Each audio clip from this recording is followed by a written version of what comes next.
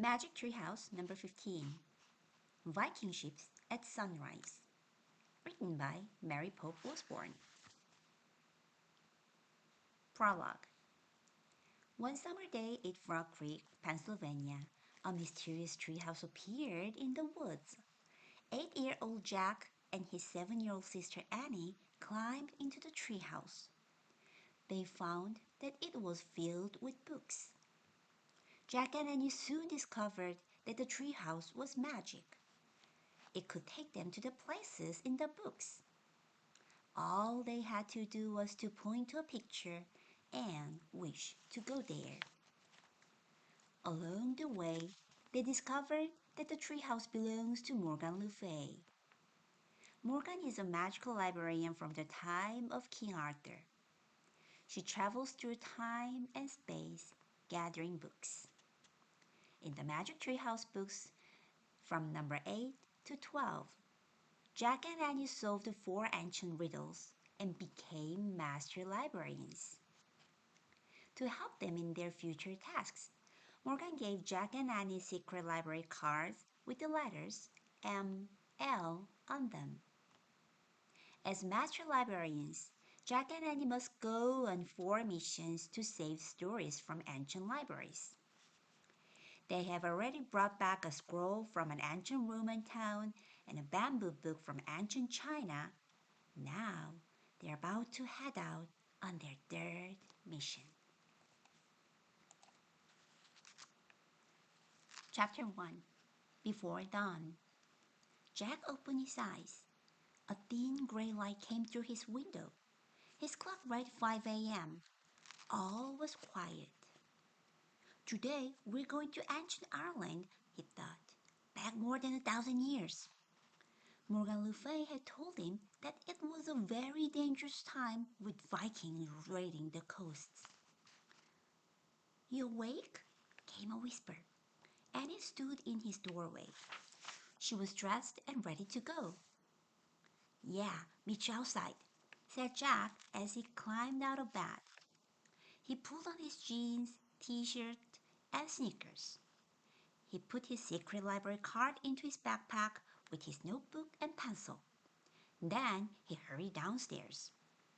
Annie was waiting for him in their yard. The air was damp and misty. Ready? She asked. Jack took a deep breath. I guess, he said. He was a little worried about Vikings. They walked silently over the dewy grass. Then they ran up their street and into the Frog Creek woods. Mist clung to the trees as they walked through the dark woods. Oh, it's hard to see, said Jack. Where's the treehouse? Asked Annie. I have no idea, said Jack. Just then, something fell in front of them. Watch out! Shouted Jack. He covered his head. The ladder! Cried Annie. Jack opened his eyes. The rope ladder from the magic treehouse dangled in front of them. Jack looked up. Their treehouse was hidden in the mist. Come on, let's go, said Annie. She grabbed the ladder and started up. Jack followed. They climbed through the wet air and into the treehouse. Hello, said Morgan. I'm glad to see you. She was sitting in the corner. At her feet were the scroll that brought back from Roman times and the bamboo book from ancient China. I'm so glad to see you too, said Jack. Me too, said Annie. It's good that you both came early, said Morgan. She reached into the folds of her robe and pulled out a piece of paper. Here, the ancient story you must find today, she said. Morgan handed the paper to Jack. On it were the words Serpens Magna. The mysterious writing reminded Jack of the writing from their trip to the Roman town of Pompeii. That looks like Latin, he said. Very good, said Morgan. It is Latin. But I thought they spoke Latin in ancient Rome, said Annie. Are we going to Ireland? You are, said Morgan. But during the Dark Ages in Europe, educated people wrote in Latin. The Dark Ages? Said Jack. Yes, said Morgan. The time after the fall of the Roman Empire. Why is it called dark? Said Jack. It was a difficult time, said Morgan. People had to work very hard just to feed and clothe themselves. There was not a lot of time for playing, learning, or making art and music. Morgan pulled a book from her robe. Your research, she said, handing it to Annie. The title read, Ireland, Long Ago. Remember, said Morgan, your research book will guide you, but in your darkest hour, only the ancient story can save us, Jack and Annie said together. And remember this, said Morgan. It must be your darkest hour, when there's no hope left. If you ask for help too soon, it will not come. And we have to find the story first, said Annie. That is true, said Morgan. Do you have your secret library cards? Jack and Annie nodded. Show them to the wisest person you meet, said Morgan. Don't worry, said Annie. I think we're ready now. Annie pointed at the cover of the Ireland book. I wish we could go there, she said. She gave Morgan a little wave. See you soon. Good luck, said Morgan. The wind started to blow. The treehouse started to spin. It spun faster and faster. Then everything was still, absolutely still. Chapter 2. The Steep Climb. Jack opened his eyes. The light was still gray, but the air was even damper and colder than in Frog Creek. Wow, I'm in a long dress, said Annie.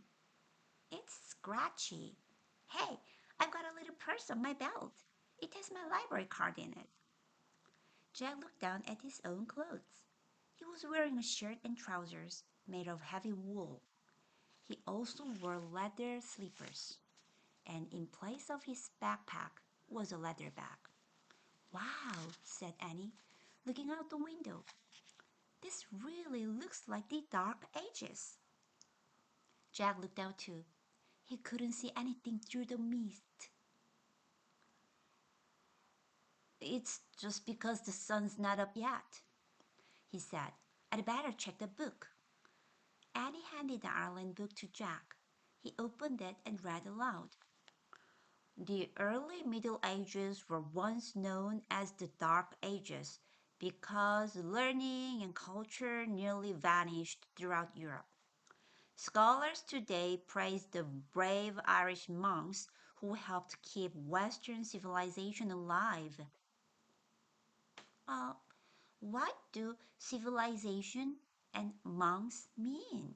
Asked Annie. I think civilization is when people have books and art and good manners, said Jack. Monks are religious people who spend their time praying and reading and helping people. Well, I do not see any civilization or monks out there, said Annie, pointing at the mist. Jack pulled out his notebook and he wrote, Brave monks in Ireland. Then he looked at Annie. If we find civilization, I think we'll find the lost story, he said. Let's go, said Annie. She lifted her skirt and climbed out the window. Jack read more in Ireland book. The monks copied the ancient writings of the Western world. Before printing was invented, all books had to be written and copied by hand. Hey, we're on a cliff, Annie called from outside, above the ocean. Be careful, said Jack. He stuffed the Ireland book and his notebook into his leather bag. Then he climbed out the window. Annie was peering over the edge. Jack looked too. There was a rocky shore 20 feet below. Waves slapped against the rocks. Seagulls swooped and glided above the sea. Oh, it doesn't look like there's any civilization down there, said Jack. Maybe we should climb those, said Annie. She pointed to steep steps cut into the cliff. Jack looked up. The cliff also rose above them in the mist. We better wait till the sun comes up, he said. Let's just go super slow, said Annie. She started up the stone steps. Wait, Annie, said Jack. They might be slippery. Wah! She said, almost falling backward. I tripped on my darn dress. I told you to wait, Jack said. It's too dangerous. Just then, something fell from above. Watch it, said Jack. He put his hands over his head. Hey, it's a rope, said Annie. Jack saw a thick rope dangling down the stairs. Where'd this come from? He asked. It's like when Morgan dropped the letter to us, said Annie. I bet someone's trying to help us. Yeah, but who? Said Jack. Let's find out, said Annie. She grabbed the rope. I'll use it first. Once I'm at the top, you can come after me. Okay, but hurry, he said. And be very careful. Jack waited as Annie started climbing up the steps. Annie held on to the rope as she climbed slowly up the stairs. Soon she vanished over the top of the cliff. What's up there? Jack shouted.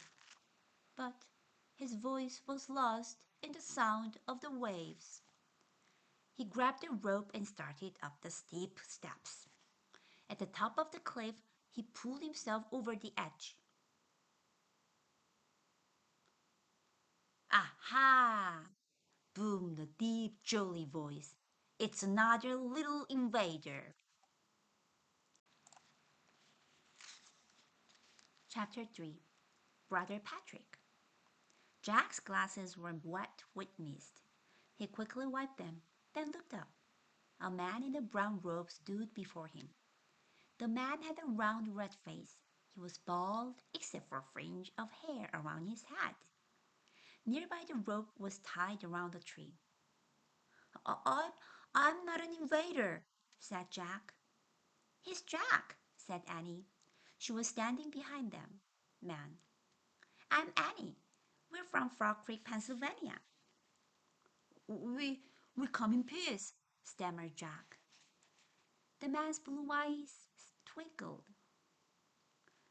Oh, do you now? He said. I wondered what was going on. I had dropped the rope so I could climb down the steps. But you two grabbed it instead. How in the world did you get on this island? Jack stared at the man. He didn't know how to explain the magic tree house. In our boat, Annie said quickly.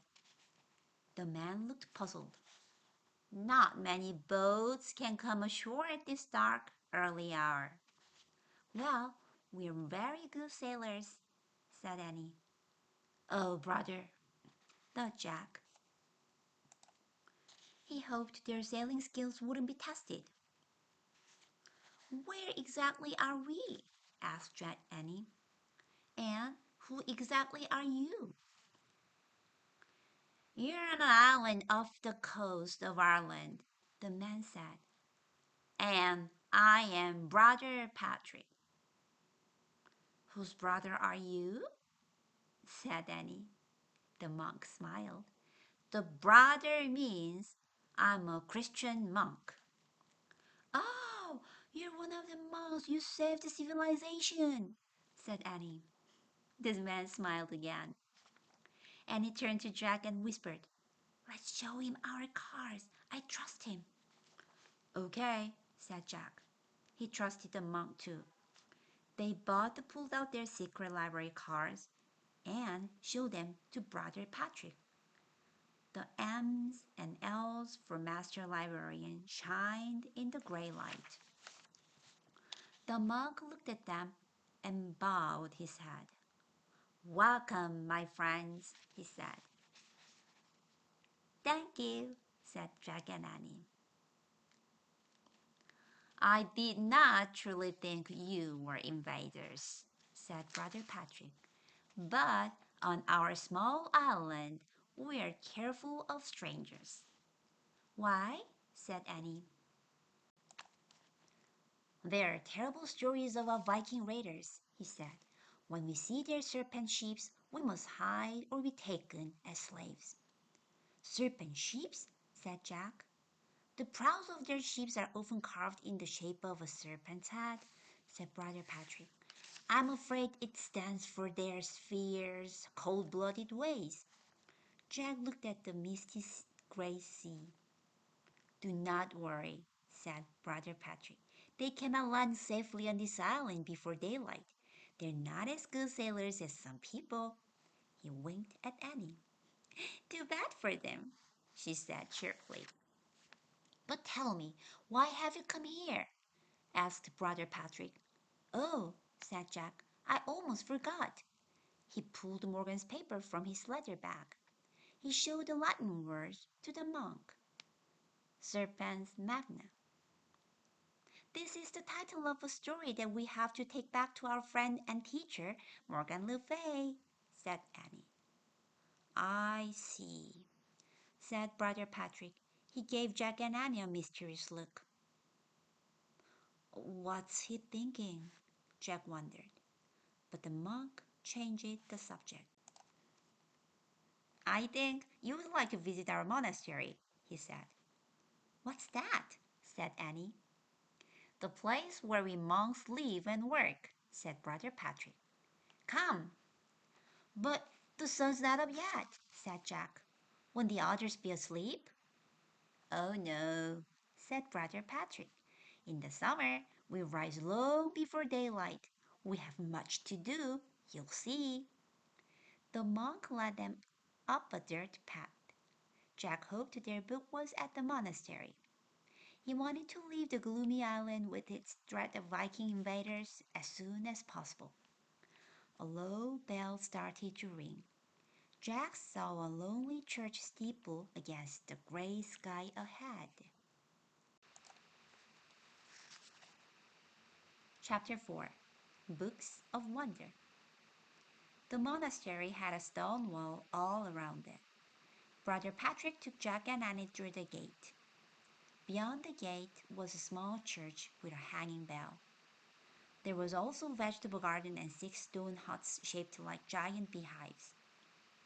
"We grow all our own food," said Brother Patrick.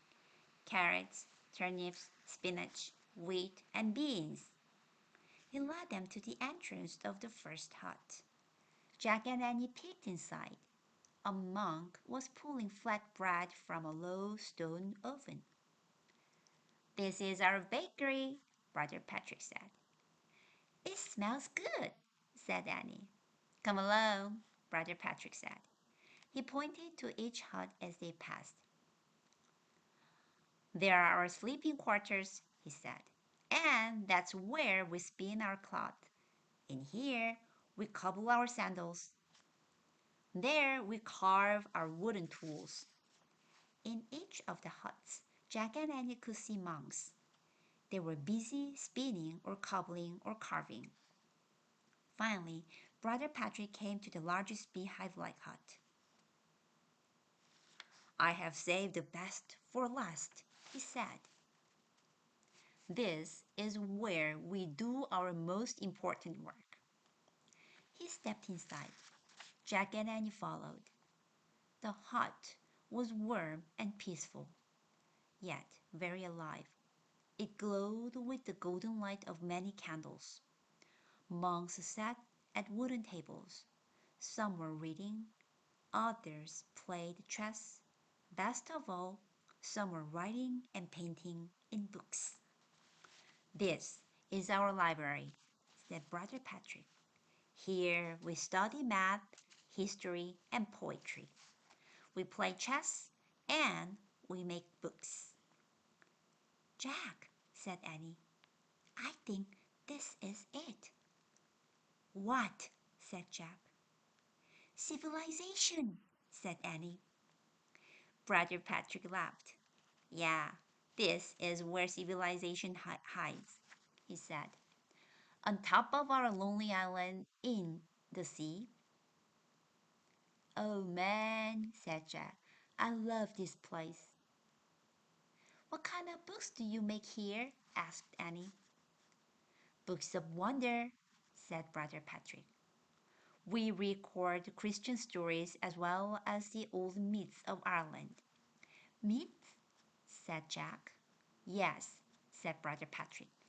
They were gathered from our storytellers, the old women who sing the tales of long ago, when people believed in magic.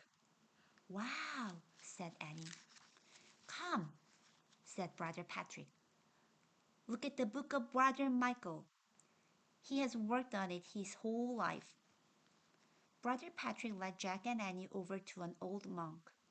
The monk was painting a blue border around one of the pages in a book. Michael, these two master librarians from far away would like to see your work, said Brother Patrick. The old monk looked up at Jack and Annie. His wrinkled face broke into a smile. Welcome, said Brother Michael in a thin, shaky voice. Hi, said Annie. Brother Michael showed them the cover of his book. It was decorated with gleaming red and blue jewels. Then he turned the pages. Each was covered with fancy writing and delicate paintings in green, gold, and blue. I wish I could paint like that, said Annie. It's beautiful, whispered Jack. Thank you, said Brother Michael. How do you make a book like this? Asked Annie. I write on sheepskin and use goose quill pens, said Brother Michael. My paints are made of earth and plants. Wow, said Annie. Show Michael what you are seeking, Brother Patrick said. Oh, right, said Jack. He pulled out the paper Morgan had given them. He showed the Latin writing to the old monk. Brother Michael nodded. Yes, he said with a smile. I know that one quite well. Brother Michael turned to the page he had been painting with a blue border. He pointed to the writing at the top of the page.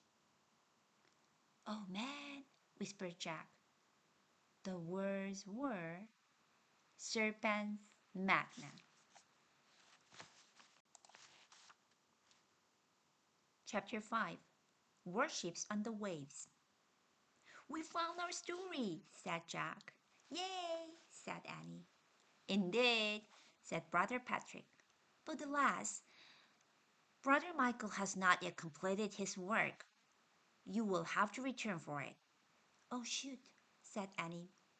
Jack was disappointed too. I don't know if we will be able to come back, he said. I don't know if we can even live without the story, said Annie. Brother Patrick looked puzzled. The two kids looked at each other, then back at Brother Patrick.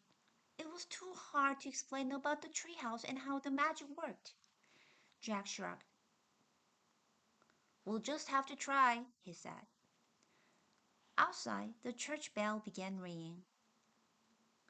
It is time now for our sunrise prayers, said Brother Patrick. Will you join us? Thanks, but we'd better try to go home now, said Jack.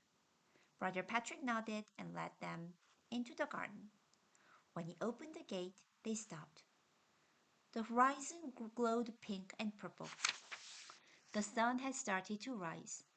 No one spoke as the great fiery ball rose slowly over the ocean. Finally, Brother Patrick broke the silence. "Shine, O light of the sun," he said softly, "on this day filled with wonder." "That's beautiful," said Annie. Jack smiled. He agreed. Brother Patrick turned to them. "It is such sights as this that inspires our bookmaking," he said. "Now go, and may God be with you on your voyage home." "Thanks," said Jack and Annie. "Do you need me to guide you to your boat?" he asked. "I don't think so," said Jack. "Follow the path to the top of the cliff," said Brother Patrick. "Then use my rope to help you down the steps." "Okay," said Annie. "Bye." And she went through the gate. Jack wanted to go home, but he hated leaving the monastery. It was filled with people doing his favorite things, reading and learning. "I really like it here," he said to Brother Patrick. "I'm glad, but you must go now while the weather is with you," said the monk. "Everything can change in an instant." Then Brother Patrick turned and went into the church. Jack hurried out the gate. Before he went further, he stopped and pulled out his notebook. He quickly made two lists. 1. To make a book. Sheepskin, goose quill, paints. 2. To make paint. Earth, plants. "Come on!" Annie called from the top of the steps. "Coming!" Jack called. He put away his notebook and ran along the dirt path to the edge of the cliff. Overhead, flocks of gulls circled in the purple sky. Their cries sounded like screams. "What's wrong with them?" Jack said. "Maybe they always do this at sunrise," said Annie. "Let me go first."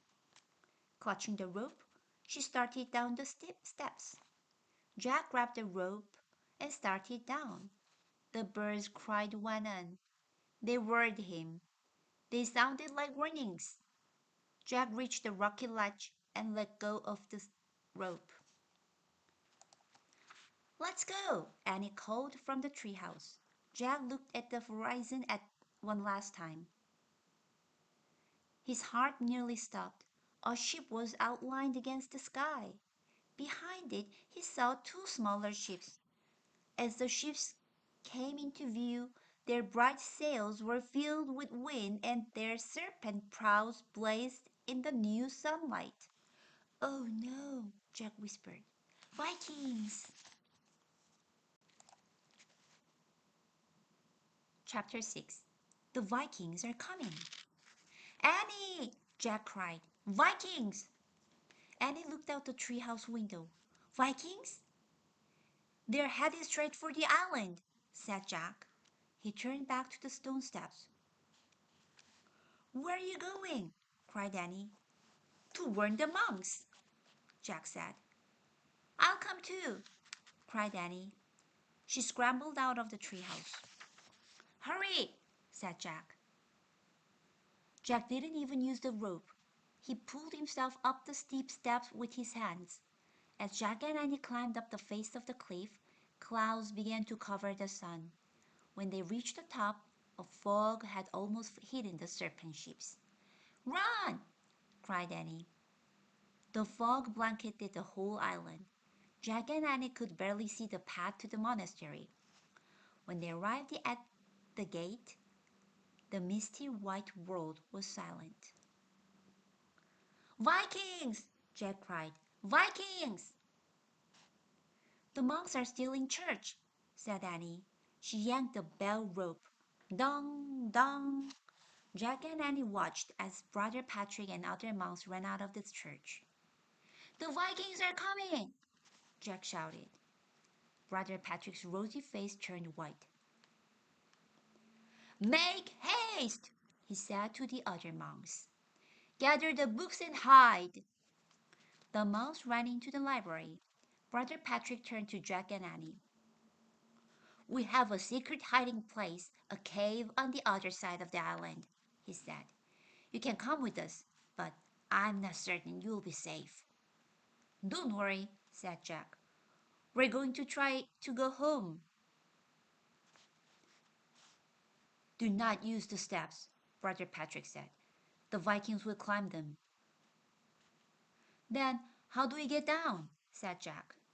Go that way, said Brother Patrick, pointing. At the cliff's edge are two large rocks. A path between those rocks will take you down to the shore. Then you can walk around to your boat. Thanks, said Annie. Be careful, said Brother Patrick. He hurried inside the library. Wait, came a thin voice as Jack and Annie turned to run. It was Brother Michael.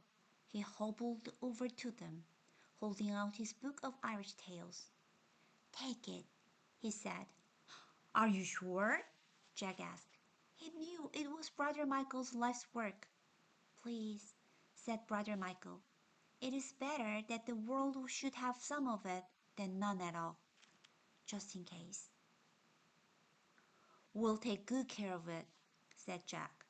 He gently placed the jeweled book in his leather bag. Good luck, said Annie. Annie and Jack waved goodbye to the old man. Then they raced to the rocks that Brother Patrick had told them about. Chapter 7. Fogbound.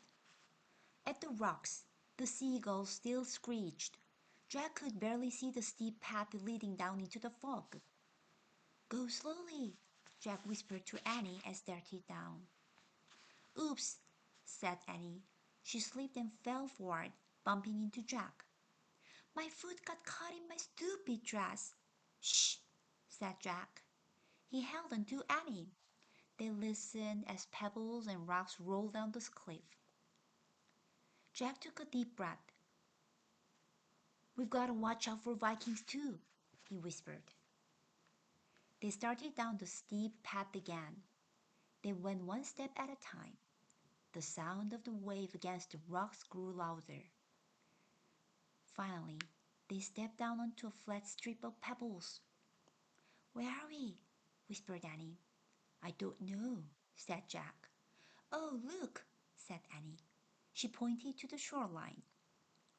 Through the fog rose the serpent prows of the Viking ships. Jack and Annie crept closer to the ships. Their sails were down. Each ship had been tied to a tail-jagged rock. They seemed deserted as they bobbed in the shallow waves. Jack really wanted to check out the ships, but he was afraid of wasting time. We'd better find the treehouse, he said to Annie. They crept away from the three Viking ships. Suddenly, they both froze. Through the mist, they saw a group of Viking warriors. The Vikings were looking at the top of the cliff. Their long yellow hair hung down from beneath their iron helmets. They carried round wooden shields and swords and axes. It looks like they're planning to climb the cliff, whispered Annie. We need to hide until they go, whispered Jack. Then we can look for the treehouse. Let's hide in the ship, said Annie. Good idea, said Jack. They crept back to where the ships were tied. Jack was happy to see that the sides of the smallest ship were very low. They would easily be able to climb over them. You go first, said Annie. Jack waded through the shallow water. It was cold. He reached the ship and grabbed one side. He pushed himself up and onto the ship's deck. The ship jerked forward. Jack looked at the shore. It was now 30 feet away. The ship's anchoring rope was pulled tight. The serpent prow bobbed up and down with the waves. The fog in the movement of the ship made Jack feel as if he was in a dream. For a moment, he forgot to be scared of the Vikings. "This is cool," he called. "Come on, Annie." Annie started to wade out to the ship. Suddenly, she disappeared. "Annie?" called Jack. Her head popped out of the water. She splashed with her arms. It's deep," she gasped. "My dress too heavy." "Use the rope," called Jack, "like when we climbed the stairs." Annie grabbed a rope that stretched from ship to shore. It held her weight as she began inching along it. "Hold on tight," cried Jack. I am," gasped Annie. She kept going, hand over hand, along rope toward the ship. When Annie got closer to the ship, Jack reached out to help her. As he pulled her in, the side of the ship dipped down. Then the rope went slack, and the Viking ship slid out to sea. Chapter 8. Lost at Sea. Annie fell to the deck of the ship. Jack pulled the rope out of the water. The end of it was still tied in a loop. "What happened?" asked Annie. "We're heading out to sea," said Jack. "I guess all the pulling lifted the rope off the rock." Annie sat up and looked at the misty whiteness. "I can't see the island," she said. "I can't see anything," said Jack. Annie looked at Jack. "Do you think this is our darkest hour?" she asked. "I don't know," said Jack.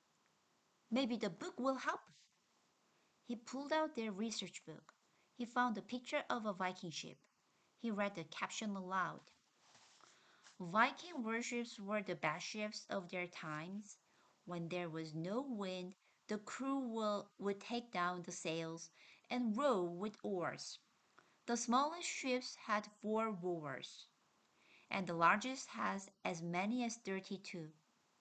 Rowers sat on boxes that stored their belongings." "Great," said Annie, jumping up. "This is not our darkest hour." "Why do you say that?" asked Jack. "There's still hope," said Annie. "We can row to the other side of the island and find Treehouse." "Are you nuts?" said Jack. "Please, Jack," said Annie. "Can we just try?" She grabbed one of the oars. She could barely lift it. "Forget it, Annie," said Jack. "It takes 4 big Vikings guys to row this thing. You're too little. I'm too little." "Come on, Jack, just try," said Annie. "You get an oar too. We'll sit on boxes across from each other." "Oh, brother," said Jack. Annie dragged her long oar over to a storage box. "I'm not doing this alone," she said. Jack groaned. Then he dragged an oar to the box across from Annie. "Cool," said Annie. She peered into a storage box. "Look, one for each of us." She lifted out 2 small Viking helmets. "Maybe these were made for Viking kids who sometimes ride in this ship," said Annie. "Maybe," said Jack. He hadn't thought of Vikings as real people before. People with families and little kids. Annie pulled off her scarf and put a helmet on her head. "Now I feel like a Viking too," she said. "I bet it will help me row." She handed Jack a helmet. He put it on. It made him feel a little different. "I don't know about this," he said. The helmet was not as heavy as the one he had worn in the time of castles, but it was still pretty heavy. "Well, I'm braver with mine on," said Annie. Jack smiled. He didn't know how Annie could be braver than she already was. "Ready to row?" she asked. "Yep," said Jack. He was feeling braver himself. The wind picked up as Jack lifted his heavy oar over the side of the ship. He lowered it into the water. But the current was so strong that the oar was ripped from his hands. Jack fell over backward as his oar slipped into the sea. I lost my oar, Annie yelled. Jack looked up as rain started to fall. The sky was black. A gush of seawater poured over the side of the ship. Brrr, said Annie as she tried to stand. The black sky shook with thunder and flashed with lightning. Jack crawled to the side of the ship and pulled himself up. Another huge wave was coming right toward them. It's our darkest hour now, cried Annie. Get Brother Michael's book. Jack reached into his leather book. He pulled out the jeweled book and held it up. Save us, Dory, he cried. He looked at the sea again. What he saw made him scream. Rising from the oncoming wave was a giant sea serpent. Chapter 9. Sea Monster. The serpent's head rose higher and higher above the water. Jack couldn't move. He's beautiful, said Annie. Beautiful? Cried Jack. The serpent's neck was as tall as a two-story building. Its green scales were covered with sea slime. Go away, shouted Jack. No, stay, help us, shouted Annie. The great serpent glided closer to the ship. Jack ducked. Come on, said Annie. You can do it. Get us to shore before the ship sinks. Jack closed his eyes. He felt the ship jerk, then moved forward. He looked up. They were gliding over the giant waves. Jack turned. The great serpent was pressing its long neck against the back of the ship, pushing it toward the shore. As the serpent pushed them, the wind grew calmer. The clouds lifted and the water glittered with sunlight. The rocky shore grew closer. Jack could see the treehouse on the ledge above it. Hurry! Annie called to the serpent monster. The great serpent gave the ship one last push. The ship swooshed onto the sandbar near the shore. Jack put the jeweled book carefully back into his bag. Then he and Annie climbed out of the ship onto the wet sand. They looked back at the sea. The great serpent was rearing its long neck into the air. Its scales glittered pink and green in the sunlight. Bye, shouted Annie. Thanks a lot. The monster seemed to nod at her. Then he dove into the sea and was gone. Jack and Annie headed toward the rocks. All of a sudden, Annie gasped. Uh-uh, she said, pointing to the top of the cliff. Two Vikings were staring down at them. To the treehouse! Cried Jack. The Viking shouted and started down the steep stairs. Jack and Annie began scrambling up the rocks. They reached the treehouse and climbed inside. Jack grabbed the Pennsylvania book. Annie stuck her head out of the window. Go home! Stop causing trouble! She yelled to the Vikings, who were almost to the ledge. Jack pointed at a picture of the Frog Creek woods. I wish we could go there! Jack shouted. Just as the Vikings reached the ledge, the wind began to blow. The treehouse started to spin. It spun faster and faster. Then everything was still. Absolutely still. Chapter 10. Sunrise. Boy, I'm glad to be back in my jeans, said Annie. Jack opened his eyes.